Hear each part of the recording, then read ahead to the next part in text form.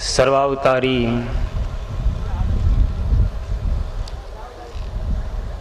પૂર્ણ પુરુષોત્તમ ભગવાન શ્રી હરિની કરુણામય દ્રષ્ટિથી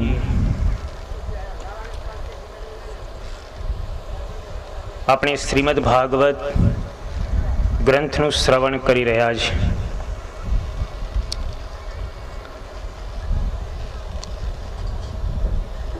અક્ષર નિવાસી જીવાભાઈ, અક્ષર નિવાસી જસાભાઈ અને નાગદાનભાઈ, એમની પુણ્ય સ્મૃતિમાં તેમજ અક્ષર નિવાસી રામભાઈ અને અક્ષર નિવાસી એભલભાઈ, આ બંને નાગદાનભાઈના દીકરાઓની સ્મૃતિમાં તેમજ મયદેવબેન નાગદાનભાઈ સિંધોની સ્મૃતિમાં જસુબાના શુભ સંકલ્પથી આપણે આ શ્રીમદ ભાગવત ગ્રંથનું શ્રવણ કરી રહ્યા છીએ.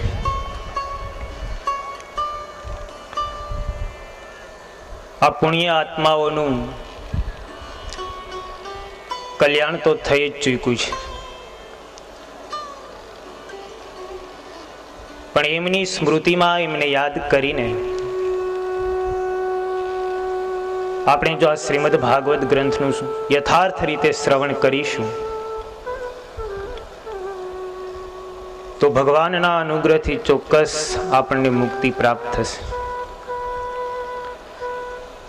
આ ગ્રંથ મુક્તિને પ્રદાન કરનારો છે, શાંતિને આપનારો છે.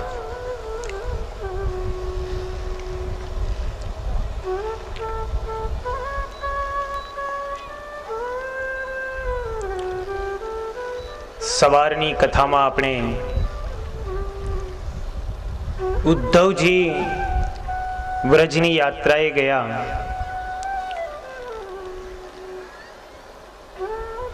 ગોપીઓ પાસેથી ઉદ્ધવજીએ જે જ્ઞાન સંપાદિત કર્યું, ગોપીઓની પ્રેમલક્ષણા ભક્તિથી ઉદ્ધવજીનો જ્ઞાનનો જે ઘમંડ હતો એ ઘમંડ ઓગળી ગયો. ભક્તિની એ સર્વોત્તમ ભૂમિકા છે,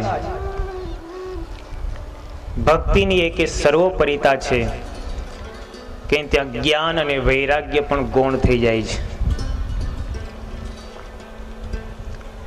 એટલે ભગવાન સ્વામિનારાયણ વચનામૃત વડતાલના 3જા વચનામૃતમાં લખે છે કે આપણા સત્સંગની અંદર મોટો કરવા યોગ્ય કોણ છે? સંતોએ એનો પ્રત્યુત્તર કર્યો કે જેનામાં ધર્મ હોય ને એ સત્સંગમાં મોટો કરવા યોગ્ય છે. મહારાજ કે ધર્મ તો કેટલાક વિમુખ માણસ હોય એમાં પણ હોય, માટે એને શું આપણે મોટો ગણીશું? આ જરાસંઘની અંદર ધર્મ કઈ ઓછો હતો? એ જેટલો બ્રાહ્મણોને દાન આપતો હતો એટલું તો મોટા ધર્મિષ્ઠ રાજાઓ પણ નહોતા આપી શકતા. તો શું એને સત્સંગમાં મોટો કરવો? ધર્મ તો મહારાજ કે કેટલીક વિમુખ માણસની અંદર પણ હોય, પણ એ મોટો કરવા યોગ્ય નથી. પણ જેનામાં મહાત્મ્ય સહિત એક ભક્તિ હોય તો એ ભક્તિની અંદર ધર્મ, જ્ઞાન અને વૈરાગ્ય સર્વ ગુણોનો એમાં સમાવેશ થઈ જાય છે.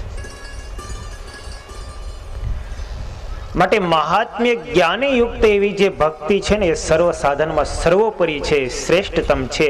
અને એ મહાત્મ્ય જ્ઞાને યુક્ત ભક્તિ આ ગોપીઓમાં હતી. એ ગોપીઓ જ્ઞાનની પરાકાષ્ઠાએ પહોંચેલી હતી.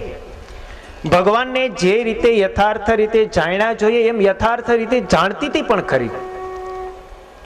એ ગામડાની ભલે ગોવાળણ હોય, એ ભલે એક પણ શાસ્ત્ર ને વેદ પુરાણ ને ભણી ન હોય, પણ જેવા ભગવાનને યથાર્થ જાણ્યા જોઈએ ને એવા તો એમ જાણતી હતી. એમ સારંગપુરનું 15મું વચનામૃત કહે છે. મુગ્ધા, મધ્યા અને પ્રોઢાના લક્ષણો જ્યારે કીધા છે વચનામૃતના અભ્યાસોનો ખ્યાલ હશે કે પ્રોઢા નામની જે ગોપી છે એ ગોપીના લક્ષણો શું બતાવ્યા છે કે ભગવાનની અનુવૃત્તિમાં વર્તનારી હોય, ભગવાનની રુચિથી જરા પણ બહાર ન વર્તે, જેનામાં ધર્મ જ્ઞાન અને વૈરાગ્ય ભક્તિ આદિ ગુણો તો સ્વાભાવિક રીતે વર્તતા હોય, એને રાખવા ન પડે. આવા લક્ષણો યુક્ત જે ભક્ત હોય એ ભગવાનનો એકાંતિક સત્પુરુષ છે. એ પછી શરીર સ્ત્રીનું હોય કે પુરુષનું હોય એ બહુ મહત્વનું નથી. એ પછી એમણે સંતના કપડાં પહેર્યા હોય કે ગ્રહસ્થના કપડાં પહેર્યા હોય એ પણ કોઈ મહત્વનું નથી. એનામાં કેટલું ભગવાનનું મહાત્મ્ય દ્રઢ થયું છે એ મહત્વનું છે. નહીતર ઉદ્ધવજી જ્ઞાની હતા, ભગવાનના ચોવટિયા હતા, છતાં પણ ગોપીઓની ચરણ રજની અપેક્ષા રાખીને એ જ ઉદ્ધવજીની મોટામાં મોટી મોટાઈ છે. અને ચરણ રજની અપેક્ષા ક્યારે રાખવી પડી તો એ ગોપીઓની સ્થિતિ કેવી હશે? ઉદ્ધવજી તો વેદ વેદાંગની અંદર પારંગત હતા. ભગવાનની રાજસભાના મંત્રી તરીકે સર્વોત્તમ એમની ગણના થતી હતી, છતાં પણ ગોકુળની એક અભણ ગોવાળણ એમનો શ્રી કૃષ્ણ ભગવાન પ્રત્યેનો અનુરાગ, એમની પ્રેમ લક્ષણા ભક્તિની સર્વોત્તમ દશા એટલી ઊંચી હતી કે ઉદ્ધવજીને પણ નતમસ્તક થવું પડ્યું હતું. એટલે ભગવાનની જે સર્વોપરી ભક્તિ દ્રઢ થાય ને, ભગવાન એને વશ વર્તતા હોય છે. જીવનમાં જેમ જેમ ભક્તિ નું પ્રાબલ્યપણું વૃદ્ધિને પામતું જાય તેમ તેમ દોષોનું નિરાકરણ થતું જાય છે. અને ભક્તિ જ્યારે સર્વોત્તમ દશાને પ્રાપ્ત થાય, એક ભગવાન જ પોતાનો આધાર બને ને, પછી ભગવાન એની આગળ નૃત્ય કરતો હોય છે. આપણે મીરાનું આખ્યાન સાંભળીએ છીએ કે 5 વર્ષની મીરા હતી. એક વખત સત્પુરુષ સંતો એમને ત્યાં આવ્યા. એ સંતોની પાસે બાલકૃષ્ણની મૂર્તિ હતી. મીરાએ એ મૂર્તિ જોઈ. એ મૂર્તિના દર્શન કરતાની સાથે મીરાના મનની અંદર થયું, મારા માટે જો કોઈ પ્રાણ વલ્લભ હોય ને તો આ હોઈ શકે. સંતો અઠવાડિયું એમના ઘરે રોકાણા. 8 દિવસ પૂર્ણ થયા, સંતો જવા માટે તૈયાર થયા.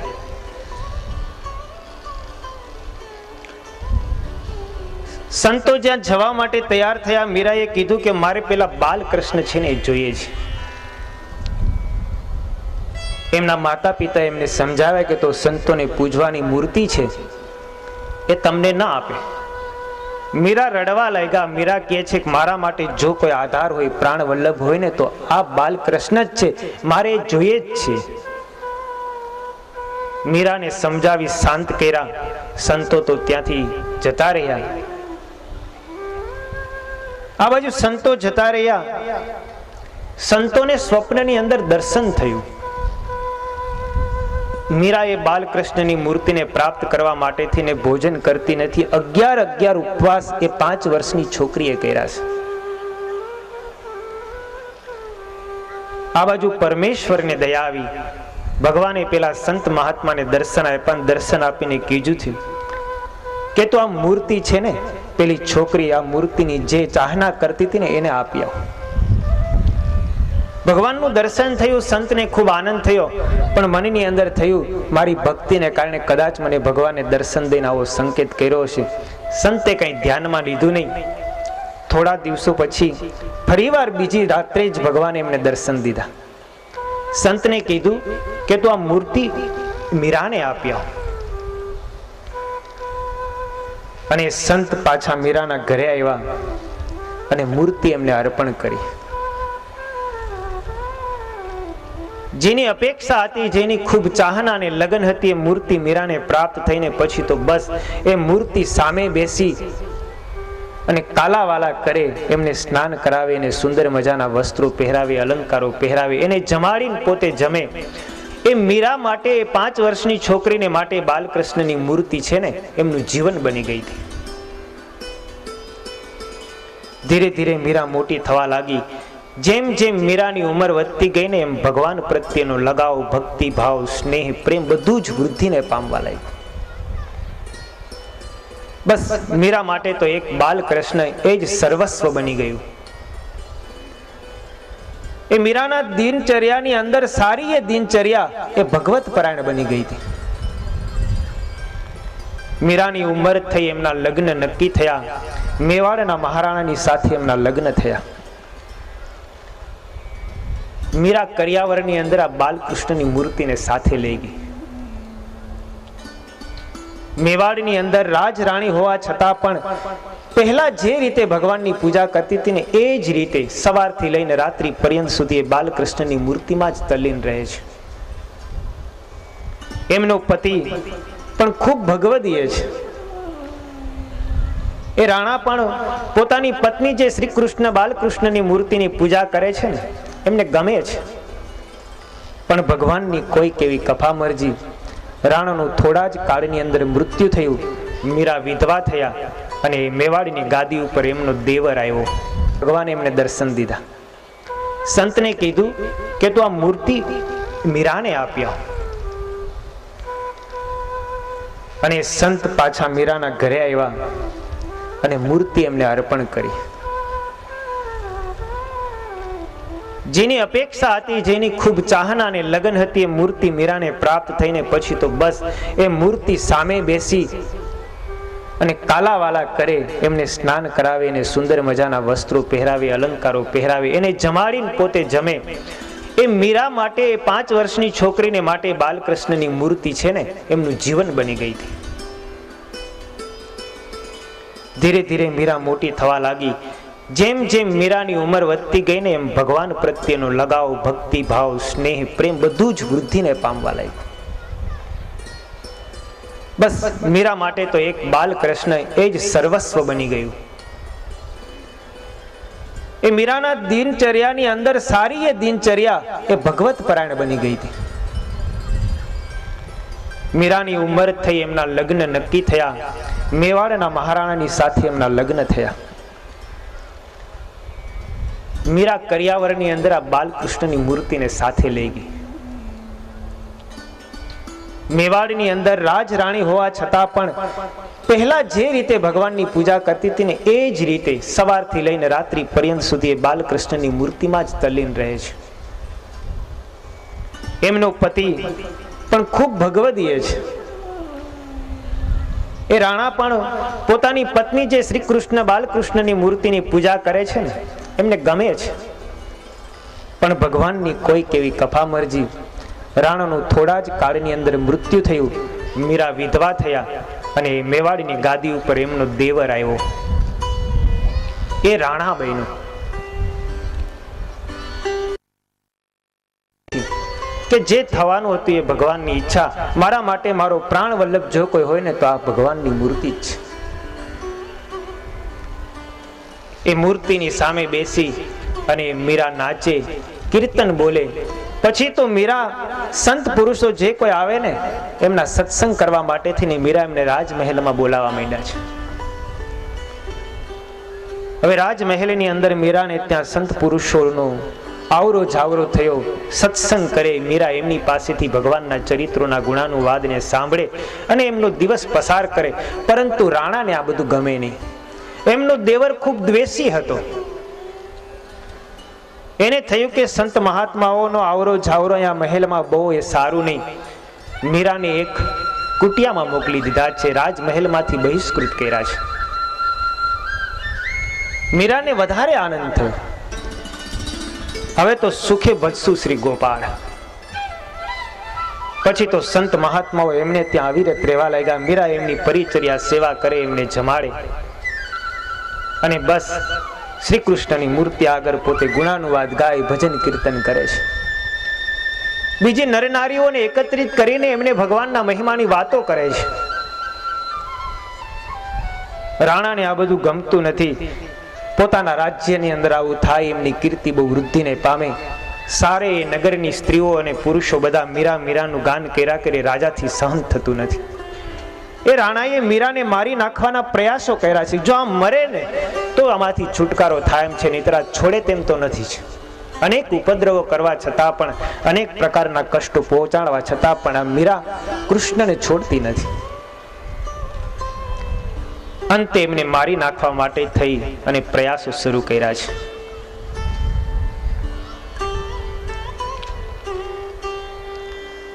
એક પ્યાલાની અંદર કાતિલ ઝેર એકત્રિત કરી એની અંદર દૂધ નાખી, દૂધની અંદર ઝેર ભેળવી અને મીરાને મોકલાવ્યું છે.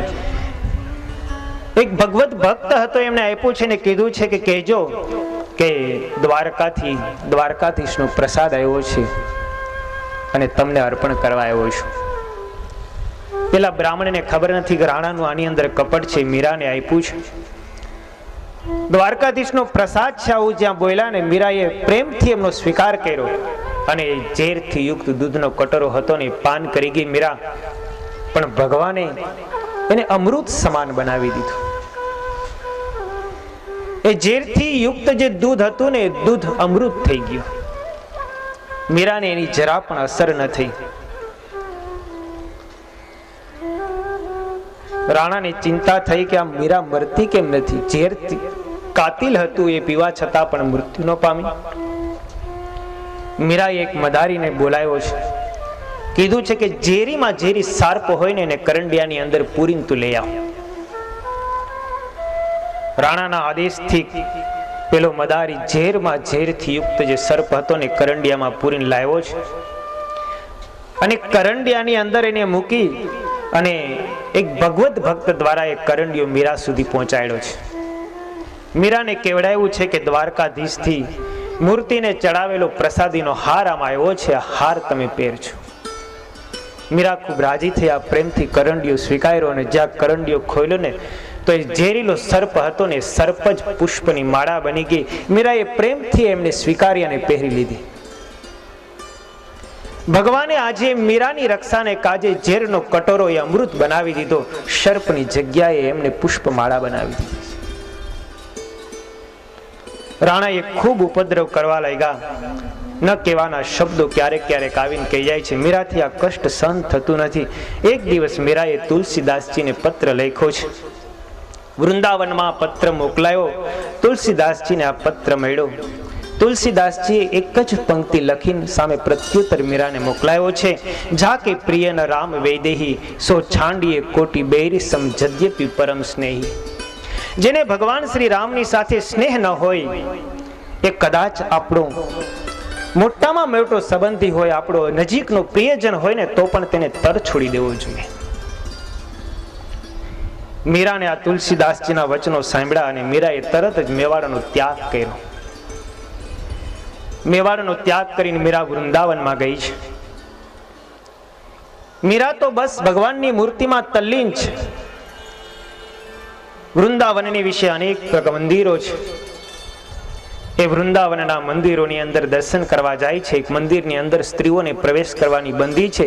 મીરા તો પુરુષોની જ્યાં લાઈન હતી ને લાઈનની અંદર વચ્ચે ઉભા રહી ગયા છે. એને તો બસ એમ જ છે કે મારે તો નંદ નંદનના શ્રી કૃષ્ણના દર્શન કરવા છે. પુરુષોની લાઈન જતી તેમાં મીરા ઉભા રહી ગયા.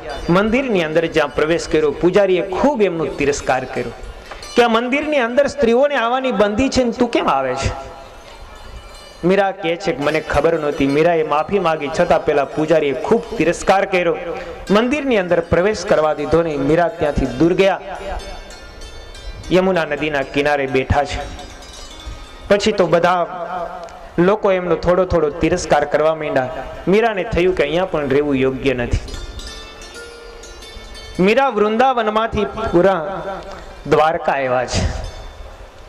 મીરાએ નક્કી કર્યું કે હવે તો દ્વારકાધીશની સેવામાં રહેવું છે અને દ્વારકાધીશની પાસે રહી અને જીવનને પસાર કરવું છે. એકાકી છે, વિધવા છે, પણ ભગવાનમાં એટલો બધો અનુરાગ છે. નિર્ભય થઈ, મૃત્યુનો ભય એમને જરા પણ નથી. કેવળ શ્રી કૃષ્ણ જ મારો એક આધાર છે. ભગવાનના આધારે જ મીરા દ્વારકાધીશની મૂર્તિને આગળ પૂજા અર્ચના કરતા કરતા ત્યાં નિવાસ કરે છે. આ બાજુ જે દિવસથી દ્વારકાએ મીરાએ જે દિવસથી મેવાડનો ત્યાગ કર્યો છે ને એ દિવસથી મેવાડની અંદર વૃષ્ટિ થતી બંધ થઈ ગઈ છે. મેવાડમાં વરસાદ થતો નથી. 10-10, 12-12 વર્ષના દુકાળ પડ્યા છે. રાણાને બ્રાહ્મણોને બોલાવીને કીધું છે કે આ દુકાળ આપણા રાજ્યની અંદર પડે છે એનું કારણ શું?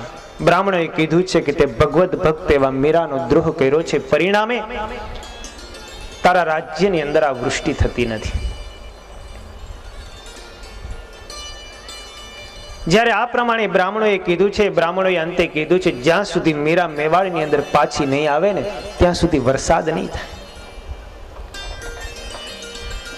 રાણાએ પ્રજાના શબ્દો સાંભળી અને પ્રજાની વાત કરી અને રાણાને મનની અંદર થયું, જો હવે હું મીરાને પાછી નહીં બોલાવું તો પ્રજા મારી વિરુદ્ધમાં થશે. રાણાએ મીરાને બોલાવવા માટે થઈને સંદેશો મોકલાયો છે. માણસો ગયા છે મીરાને તેડવા માટે. દ્વારકાની અંદર મીરા નિવાસ કરીને રહે છે. મેવાડના માણસોએ આવીને કીધું છે મહારાણા તમને બોલાવે છે. તમે જ્યારથી મેવાડનો ત્યાગ કર્યો છે ને ત્યારથી ખૂબ દુષ્કાળ પડે છે, એક પણ પાણીનું બુંદ પડ્યું નથી. મનુષ્યો ખૂબ પીડાય છે, પશુ પક્ષીઓ મૃત્યુ પામે છે, માટે તમે પાછા આવો. મીરા કહે છે કે હવે હું મેવાડ તો પાછી નહીં આવું. મારા માટે જો કોઈ પ્રાણ વલ્લભ હોય, મારો જો કોઈ આધાર હોય ને તો આ દ્વારકાધીશ છે. હવે હું દ્વારકાધીશને છોડવા માંગતી નથી. મીરાએ ના પાડી દીધી. રાણાને થયું કે મીરા એમ નહીં આવે. જો ભગવત ભક્તો પ્રાર્થના કરવા જાય તો ભગવત ભક્તોને ઇનકાર નહીં કરે. મેવાડના બ્રાહ્મણોને બોલાવીને કીધું છે કે તમે જાઓ, તમે એમની સાથે ખૂબ સત્સંગ કર્યો છે, તમે જો પ્રાર્થના કરશો ને તો મીરા આવશે. મેવાડના બ્રાહ્મણો આવ્યા છે. મેવાડના બ્રાહ્મણોએ આવી અને મીરાના ચરણોમાં પ્રાર્થના કરી છે. કીધું છે કે તમે મેવાડ પધારો. જો તમે મેવાડ નહીં આવો ને તો પ્રજા મરીને મૃત્યુને શરણે થશે. બ્રાહ્મણોને કહે છે કે મારે તો આવવું નથી. બ્રાહ્મણોને જ્યારે ના પાડી દેવામાં આવી છે ત્યારે બ્રાહ્મણોએ ખૂબ વિનંતી કરી, ખૂબ પ્રાર્થના કરી. ખૂબ પ્રાર્થના કરવા છતાં પણ મીરા માયનાની અંતે બ્રાહ્મણોએ કીધું છે મીરા જો તમે પાછા મેવાડ નહીં આવો ને તો અમે પણ મેવાડનો ત્યાગ કરીશું. હવે અમે પણ મેવાડ નહીં જઈએ. બ્રાહ્મણોએ હઠ પકડી છે. મીરાએ મનમાં વિચાર્યું બ્રાહ્મણો અહીંયા રહે, મેવાડ પાછા ન જાય તો બ્રાહ્મણોનો અપરાધ થાય. મેં બ્રાહ્મણોના વચનનું ઉલ્લંઘન કર્યું ગણાય. અંતે મીરાને કંઈ રસ્તો સૂઝ્યો નહીં. મીરાએ બ્રાહ્મણોને હાથ જોડીને કીધું છે હું દ્વારકાધીશની રજા લઈ આવું છું. દ્વારકાધીશ મને રજા આપે ને તો હું તમારી સાથે આવું. મીરાએ સ્નાન કરી, સુંદર શ્વેત વસ્ત્રો પહેરી, હાથમાં અને પગના ઘૂંઘરું બાંધી અને દ્વારકાધીશના મંદિરની અંદર જાય છે.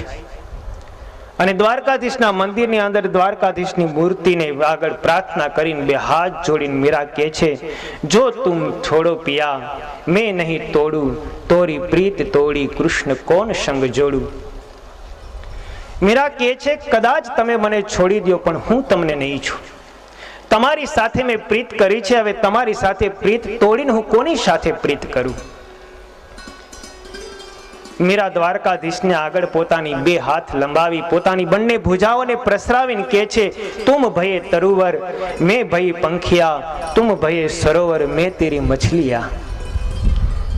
હે શ્રી કૃષ્ણ, તમે વૃક્ષ છો અને તમારે આધારે રહેનારું હું એક પક્ષી છું. તમે સરોવર છો અને સરોવરમાં રહેનારું હું એક માછલું છું. મારા માટે જો કોઈ આધાર અને આશ્રય હોય તો હે શ્રી કૃષ્ણ તમે જ છો. તુમ ભયે ગિરિવર મેં ભય ચારા, તુમ ભયે ચંદા હમ ભયે ચકોરા. તમે ગિરિવર છો, પર્વત છો અને હું તમારે વિશે તમારા આધારે ઉગનારું એક નાનું તૃણ છું. તમે ચંદ્ર છો અને હું તમારી જ આધારે જીવનારું એક ચકોર પક્ષી છું. મીરા કહે છે તુમ ભયે મોતી પ્રભુ હમ ભયે ધાગા, તુમ ભયે સોના હમ ભયે સુહાગા. હે પ્રભુ તમે મોતી છો અને હું તો ધાગો એક દોરો છું. તુમ તુમ ભયે સોના હમ ભયે સુહાના. હે પ્રભુ, તમે સુવર્ણ છો અને હું એક તમારી સુગંધ છું. હું તમારાથી અળગી થઈ શકું તેમ નથી. મારા માટે પ્રાણ આધાર જો કોઈ હોય ને તો હે દ્વારકાધીશ, તમે એક જ છો. મીરા કે પ્રભુ બ્રજ કે વાસી, તુમ મેરે ઠાકોર મેં તેરી દાસી. તમે મારા માલિક છો, ઠાકોર છો, હું તમારી ગુલામ છું, દાસી છું. તમે મને તરછોડશો તો હું ક્યાં જઈશ?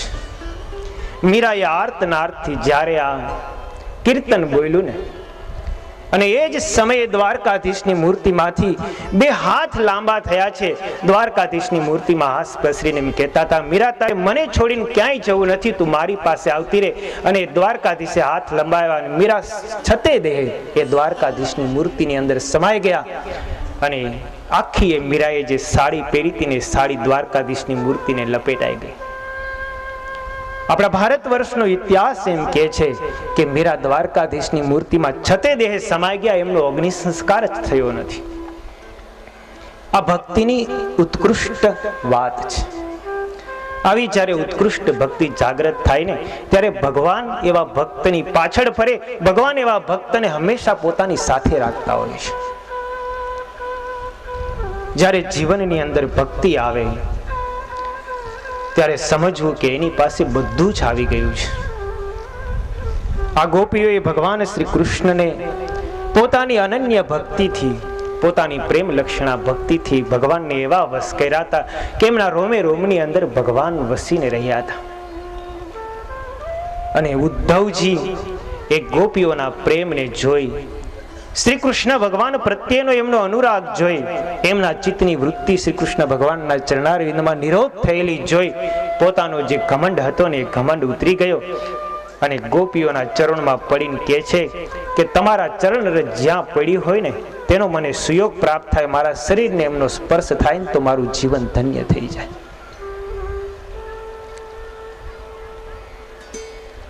સુખદેવજી મહારાજ પરીક્ષિતને કહે છે કે ઉદ્ધવજી ભગવાન શ્રી કૃષ્ણ પાસે આવ્યા છે, ગોપીઓની ઉચ્ચતમ ભક્તિની વાત કરી છે. ઉદ્ધવજીએ ભગવાન શ્રી કૃષ્ણને કીધું છે કે પ્રભુ, તમે મને જ્ઞાન દેવા માટે નહીં પણ લેવા માટે મોકલો. આજ હું ધન્ય થયો છું, કૃતાર્થ થયો છું. ભગવાન શ્રી કૃષ્ણ કહે છે કે મારે પણ તને એ જ બતાવતું કે પ્રેમ લક્ષણાથી યુક્ત ભક્તિ નું સ્વરૂપ સાક્ષાત ગોપીઓ છે. સુખદેવજી મહારાજ પરીક્ષિતને ત્યાર પછી ભગવાન શ્રી કૃષ્ણ કુબ્જાનું જે આમંત્રણ હતું એ આમંત્રણને પૂર્ણ કરવા માટે થઈને ઉદ્ધવજીની સાથે ગયા. એ કહેતા કહે છે કે હે પરીક્ષિત, એક દિવસ ભગવાન શ્રી કૃષ્ણ પોતાના પ્રિય સખા ઉદ્ધવજીને લઈ અને કુબ્જાને ઘરે ગયા છે. કુબ્જાએ ભગવાનનું અને ઉદ્ધવજીનું સ્વાગત કર્યું છે, પૂજન કર્યું છે. ઉદ્ધવજી બહાર દરવાજે બેઠા છે. એકાંતની અંદર ભગવાન શ્રી કૃષ્ણે કુબ્જાની સાથે વિહાર કર્યો છે, એમની તમામ કામનાઓને પૂર્ણ કરી છે. ત્યાર પછી ભગવાન શ્રી કૃષ્ણ ઉદ્ધવજી અને બલરામજીની સાથે અક્રૂરનું આમંત્રણ હતું, એ અક્રૂરના આમંત્રણને પૂર્ણ કરવા માટે થઈને એમને ઘરે ગયા છે. અક્રૂરજીએ ભગવાનની સ્તુતિ કરી છે. એક દિવસ ભગવાન શ્રી કૃષ્ણ મથુરાની અંદર રાજસભામાં બેઠા છે. એ સમયે હસ્તિનાપુરથી એક દૂત સંદેશો લઈને આવ્યો છે. અત્યારે કુંતીના પુત્ર પાંડવોને ખૂબ કષ્ટ છે. ધૃતરાષ્ટ્ર તરફથી બરાબર ન્યાય થતો નથી. ભગવાને અક્રૂરજીને કીધું છે કે તમે હસ્તિનાપુર જાઓ. અત્યારે મારા ભાઈ કુંતાની અને એમના પુત્રો પાંડવોની શું સ્થિતિ છે એ બધું યથાર્થ રીતે જાણીને આવો. અક્રૂરજીને મોકલા છે. અક્રૂરજી ગયા છે, કુંતાજીની અને પાંડવોની સ્થિતિનો યથાર્થ રીતે એમની જાણકારી મેળવી છે. જ્યારે ખ્યાલ આવ્યો કે જે ધૃતરાષ્ટ્ર એમની સાથે બરાબર ન્યાય કરતા નથી, ધૃતરાષ્ટ્રને ઠપકો આપ્યો છે. કુંતાજીને મળવા ગયા. કુંતાજીને પોતાના પિયરની ખૂબ યાદ આવી છે. કુંતાજીએ પ્રાર્થના કરતા અક્રૂરજીને કીધું છે ભગવાનને અમારા વતી પ્રાર્થના કરજો કે અમારા તરફ થોડીક દ્રષ્ટિ કરે, મારા પુત્રો ઉપર થોડુંક અનુગ્રહ વરસાવે. ભક્તવત્સલ ભગવાને પોતાના પુત્રો માટેની રક્ષા કરે એ રીતે થઈ અને કુંતાજીએ પ્રાર્થના કરી છે. કુંતાજીની પ્રાર્થના લઈ અને અક્રૂરજી પુનઃ દ્વારકા આવ્યા છે, મથુરા આવ્યા છે અને મથુરાની અંદર બધી વાત કરી છે. આટલી વાતની સાથે સુખદેવજી મહારાજ દસમ સ્કંદના પૂર્વાર્ધને પૂર્ણ કરે છે.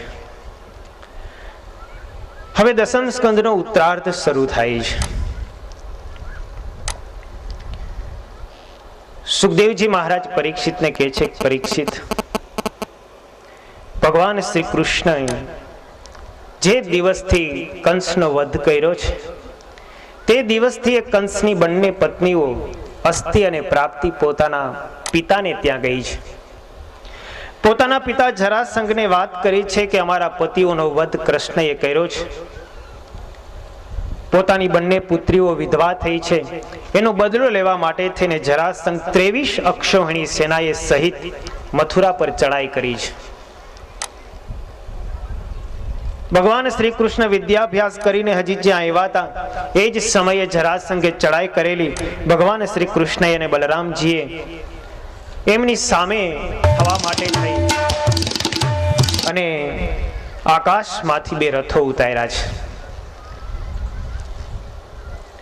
ભગવાનના અનુગ્રહથી આકાશમાંથી 2 દિવ્ય રથો ઉતર્યા છે. સશસ્ત્ર એ રથોની અંદર ભગવાન શ્રી કૃષ્ણ અને બલરામજીએ પ્રવેશ કર્યો છે. રથો ઉપર બેસી શ્રી કૃષ્ણ ભગવાન અને બલરામજી યુદ્ધના મેદાનમાં આવ્યા છે. એ 17 અક્ષોહિણી 23 અક્ષોહિણી સેનાની સાથે આવેલો જરાસંઘ, એમની સાથે ભયંકર યુદ્ધ થયું છે. 23 અક્ષોહિણી સેનાનો સંહાર કરી જરાસંઘને નિશસ્ત્ર કરી અને એમને છૂટો મોકલી દીધો છે. જરાસંઘ પરાસ્ત થયો, અત્યંત કોપાયમાન થયો. ફરીવાર એમણે સૈન્ય એકત્રિત કર્યું અને 23 અક્ષોહિણી સેનાને એકત્રિત કરીને ફરીવાર એમણે મથુરા ઉપર ચડાઈ કરી છે. ભગવાન શ્રી કૃષ્ણએ ફરીવારે 23 અક્ષોહિણી સેનાનો સંહાર કર્યો. અંતે શસ્ત્રથી રહિત કરી જરાસંઘને પુનઃ છોડી દીધો. આવી રીતે 17 વખત 23 અક્ષોહિણી સેનાને લઈને જરાસંઘે મથુરા ઉપર ચડાઈ કરી. ભગવાન શ્રી કૃષ્ણએ વારે ફેરે એમના બધા જ સૈન્યનો સંહાર કરી જરાસંઘને નિશસ્ત્ર કરી અને છોડી દે છે. ભગવાન મનમાં વિચાર કરે છે, આને જો છોડી દેશું તો ફરીવાર બધા અસુરોને ભેગો કરીને મારી પાસે લાવશે અને હું અહીંયા બેઠો બેઠો જ અસુરોનો સંહાર કરીશ. એટલા માટે થઈને જરાસંઘને મુક્ત કરે છે. આ બાજુ 18મી વેળાએ જરાસંઘ જ્યારે યુદ્ધ કરવા માટે થઈને આવે છે એ સમયે નારદજીનો મોકલેલો કાળ યવન 3 કરોડ મ્લેચ્છોને યવનોને લઈ અને ભગવાન શ્રી કૃષ્ણને મારવા માટે થઈને આવ્યો છે. ભગવાન શ્રી કૃષ્ણએ મનમાં વિચાર કર્યો, એક બાજુ કાળ અને એક બાજુ જરાસંઘ, આ બંને જણા જો આવશે એકી સાથે તો એમને જીતવા બહુ અશક્ય બનશે. એટલે ભગવાન શ્રી કૃષ્ણએ વિચાર કર્યો, વિશ્વકર્માને આદેશ કર્યો છે. વિશ્વકર્માને કીધું છે કે તમે સમુદ્રની અંદર મધ્ય ભાગમાં એક એવું નગર બનાવો વિશાળ કે જેની અંદર હું સારી મથુરા નગરીને ત્યાં રાતોરાતમાં ફેરવી દઉં. વિશ્વકર્માના આદેશથી સમુદ્રની અંદર એક દુર્ગમ નગર બનાવવા આવ્યું છે. ચારે બાજુ જળથી એમની કોર્નર કરવામાં આવી છે, દુર્ગ બનાવવામાં આવ્યો છે અને યોગ માયા દ્વારા મથુરાવાસીઓ જ્યાં સુતા હતા ને એ બધાને જ રાત્રિના સમયે સમુદ્રના બેટની અંદર મૂકી દીધા છે. સવાર પડ્યું, બધા મથુરાવાસીઓ જાગ્યા અને જ્યાં જોવા જાય દ્વાર કહાં દ્વાર ક્યાંય મળ્યું નહીં. તેથી એ શહેરનું નામ દ્વારકા પડી ગયું.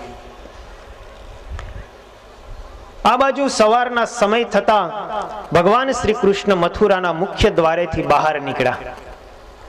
રણ સંગ્રામની અંદર પોતે એકલા જ આવ્યા છે, હાથમાં એક પણ શસ્ત્ર નથી.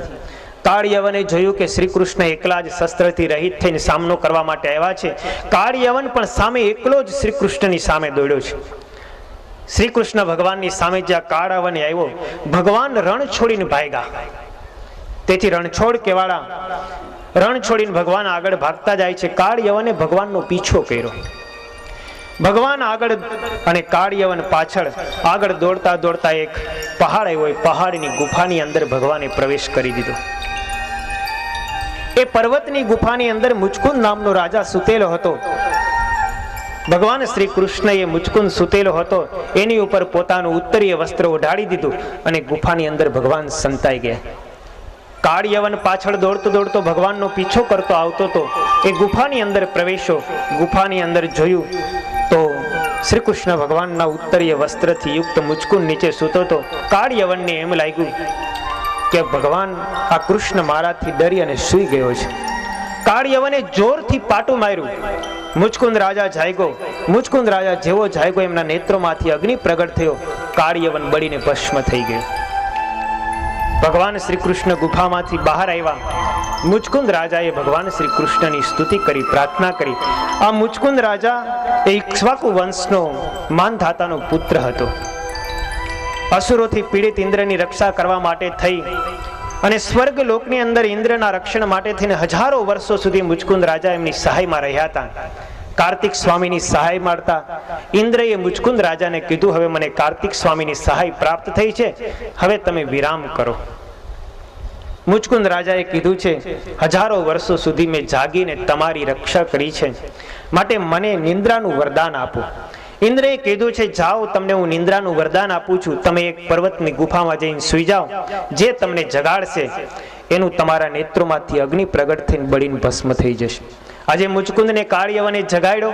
ઇન્દ્રના વરદાનથી એમના નેત્રોમાંથી અગ્નિ પ્રગટ થયો અને અગ્નિથી બળી અને કાળયવન ભસ્મ થયો છે. આ બાજુ શ્રી કૃષ્ણ ભગવાન મુચકુંદ રાજાએ સ્તુતિ કરી. મુચકુંદ રાજાએ કીધું છે કે મારે મુક્તિ નથી જોઈતી, મને મનુષ્ય દેહ પ્રાપ્ત થાય અને હું તમારી ભક્તિ કરું એવું મને વરદાન આપો. ભગવાને કીધું છે, જાઓ, તમને મનુષ્ય શરીર પ્રાપ્ત થશે. અને આગળ જતા એ મુચકુંદ જુનાગઢના નરસિંહ મહેતા થયા છે એમ આપણા શાસ્ત્રો કહે છે. ભગવાન શ્રી કૃષ્ણ ગુફામાંથી બહાર આવ્યા, મથુરાની અંદર ગયા. જરાસંઘને ખ્યાલ આવ્યો કે અત્યારે મથુરાની અંદર શ્રી કૃષ્ણ અને બલરામજી બે જ છે. ચારે તરફથી એમણે ઘેરી લીધા છે. કોઈને ખબર ન પડે એ રીતે બલરામ અને શ્રી કૃષ્ણ દોડી અને બહાર નીકળ્યા છે. આ બાજુ જરાસંઘને ખ્યાલ આવ્યો કે દોડીને બહાર જતા રહ્યા. જરાસંઘે સૈન્ય સહિત એમની પાછળ પીછો કર્યો. ભગવાન શ્રી કૃષ્ણ અને બલરામજી પ્રવર્ષણ નામનો એક પર્વત હતો, એ પર્વતની ટોચ ઉપર ચડી ગયા. ચારે બાજુથી પર્વતને જરાસંઘે સળગાવ્યો. અંતે જરાસંઘે જાણ્યું કે આ અગ્નિથી બળી અને શ્રી કૃષ્ણ અને બલરામ બને નષ્ટ થઈ જશે. પરંતુ જરાસંઘને ખબર ન પડે એ રીતે ભગવાન શ્રી કૃષ્ણ અને બલરામજીએ 11 જોજન ઊંચા પર્વત ઉપરથી ઠેકડો મારી અને દ્વારકાની અંદર જતા રહ્યા. આ બાજુ જરાસંઘે એમ જાણ્યું કે શ્રી કૃષ્ણ અને બલરામજી બળી ગયા. જરાસંઘ ત્યાંથી પોતાની રાજભૂમિ તરફ જતો રહ્યો. સુખદેવજી મહારાજ કહે છે, સમય પછી સમય ચાલ્યો જાય છે. સમય જતા હે પરીક્ષિત, અનર્ત દેશના રાજા શ્રીમાન રૈવતજીની પુત્રી રેવતી સાથે બલરામજીના લગ્ન થયા છે. સુખદેવજી મહારાજ પરીક્ષિતને હવે ભગવાન શ્રી કૃષ્ણના લગ્નની કથા સંભળાવે છે. સર્વપ્રથમ લગ્ન ભગવાન શ્રી કૃષ્ણનું રૂક્ષ્મણીજીની સાથે થાય છે. વિદર્ભ દેશના મહારાજા ભીષ્મક એમને રૂક્મી, રૂક્મરથ, રૂક્મબાહુ, રૂક્મકેશ અને રૂક્મમાલી નામના 5 પુત્રો છે. અને એક રૂક્મણી નામની પુત્રી છે. આ રૂક્ષ્મણી અત્યંત સુંદર છે. ગુણ સૌંદર્ય થી અત્યંત લાવણ્યમય એમની કીર્તિ છે. ચારે તરફ એમની ગુણાનુવાદ, એમના રૂપની વાતો થઈ રહી છે. રૂક્ષ્મણીએ શ્રી કૃષ્ણ ભગવાનના સૌંદર્ય, પરાક્રમ, ગુણ, વૈભવ, શક્તિ બધું સાંભળ્યું. તે દિવસથી રૂક્ષ્મણીએ મનની અંદર એવું નક્કી કરી લીધું કે મારે પરણવું તો દ્વારકાવાસી શ્રી કૃષ્ણની સાથે જ પરણવું છે. મનની અંદર રૂક્ષ્મણીએ આવું નક્કી કર્યું. એક દિવસ વિદર્ભ દેશના મહારાજાએ નક્કી કર્યું કે આપણી પુત્રી રૂક્ષ્મણી યુવાન થઈ છે, આપણે એના લગ્ન કરીએ. રૂક્ષ્મણીને બોલાવી છે. રૂક્ષ્મણીને પૂછે છે, તારા ધ્યાનમાં કોઈ પુરુષ છે, તને કોઈની સાથે પરણવાનું મન છે? રૂક્ષ્મણીજીએ કીધું છે કે દ્વારકાવાસી શ્રી કૃષ્ણની સાથે મારું મન થોડુંક માને છે. ભીષ્મકે થોડીક સંમતિ આપી છે. એ જ સમયે રૂકમી ત્યાં આવ્યો છે. રૂકમીએ આવીને કીધું છે શેની ચર્ચા ચાલે છે? ભીષ્મક મહારાજ કહે છે કે તારી બહેનને દ્વારકાવાસી શ્રી કૃષ્ણમાં થોડુંક મન માન્યું છે, આપણે એમના લગ્ન, રૂક્ષ્મણીના લગ્ન દ્વારકાવાસી શ્રી કૃષ્ણની સાથે કરાવીએ. રૂકમી કહે છે કે શ્રી કૃષ્ણ ગોવાળિયો છે, એમની સાથે આપણે લગ્ન નથી કરવા. મેં મહાપરાક્રમી અને મારો મિત્ર એવો શિશુપાળ, એમની સાથે હું મારી બેનના લગ્નની વાત નક્કી કરીને જાઉં છું અને મેં એમની સાથે વચન આપ્યું છે અને એમનું લગ્ન પણ નક્કી કરી નાખ્યું છે. રૂક્ષ્મણીએ આ વાત જાણી કે મારા ભાઈ રૂકમીએ મારા લગ્ન શિશુપાળની સાથે ગોઠવા છે. રૂકમિણીને આ જરા પણ પસંદ પડ્યું નથી. રૂકમિણીથી કંઈ બોલી શકાય એવું પણ હતું નહીં. એમના ભાઈના સ્વભાવને સારી રીતે જાણતી હતી. રૂકમી એક વાત જે વાતને પકડે એ વાતને પૂર્ણ કર્યા વગર રહે તેમ નહોતો. અંતે રૂકમિણીને કોઈ રસ્તો ન સૂઝ્યો. એક દિવસ એ પોતાના ઓરડાની અંદર એકાંતની અંદર બેઠી છે. સમયે મનમાં વિચાર થયો કે ભગવાન શ્રી કૃષ્ણને હું સંદેશો મોકલું. ભગવાનને જો પત્ર દ્વારા મારા દુઃખની જાણ થશે ને તો ભગવાન ચોક્કસ મારી પાસે આવશે અને મારું હરણ કરી અને મારી સાથે લગ્ન કરશે. શ્રી કૃષ્ણ ભગવાનને સંદેશો મોકલાવું આવા હેતુથી એક પત્ર લખ્યો છે. રૂક્ષ્મણી પ્રેમ પત્ર ભગવાન શ્રી કૃષ્ણ ઉપર મોકલે છે. શ્રુત્વા ગુણાન ભુવન સુંદર